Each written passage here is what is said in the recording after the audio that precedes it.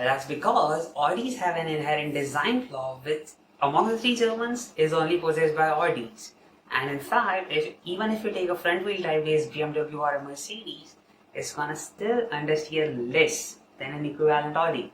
What is that design flaw? And why, when Audi had to design a 12-cylinder engine, they were forced to make this incredibly complicated W12 when they could have made a relatively simple V12?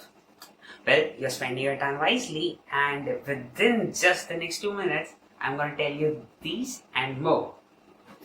For reasons completely unknown to men, Audi decides to mount all of its engines, including the 4 cylinders, longitudinally, which is like this, instead of the transverse and more common configuration, which is like this.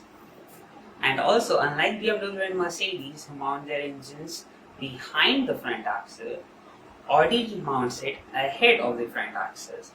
This means that there is simply a lot of weight in front of the front axle, which in turn makes the car more difficult to steer.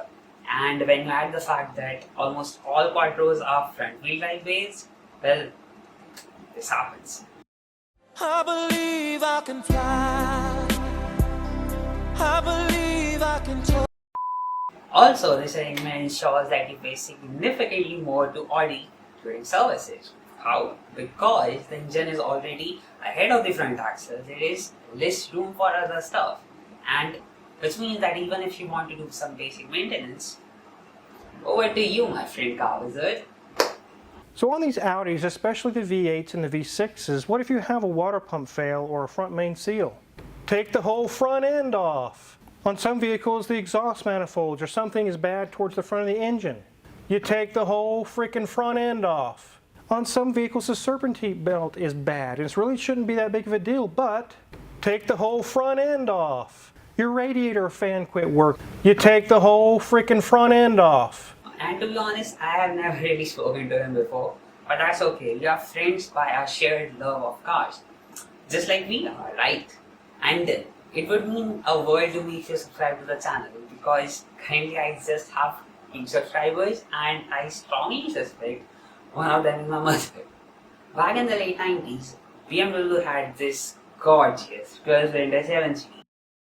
Perfect.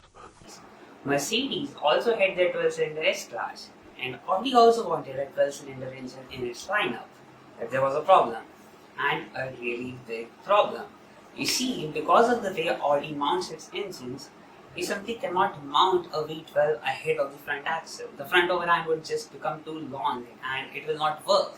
What did Audi do? Well, they joined 2 VR6 engines together to create this mighty W12. And this engine was only slightly longer than a normal 4-cylinder and was even shorter than their V8. And then in 2001, Audi A8 was debuted with this W12 engine.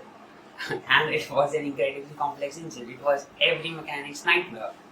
Also, I was wondering, if Audi is mounting their engines longitudinally, why not simply make the cars rear-wheel drive? It would tremendously help with the understeer problem. And luckily, I found a similar comment on Reddit. And after reading through all the replies, I can definitively say that Audi makes the best cars in the world. And I'm super to go to them. Thanks a lot for watching. See ya.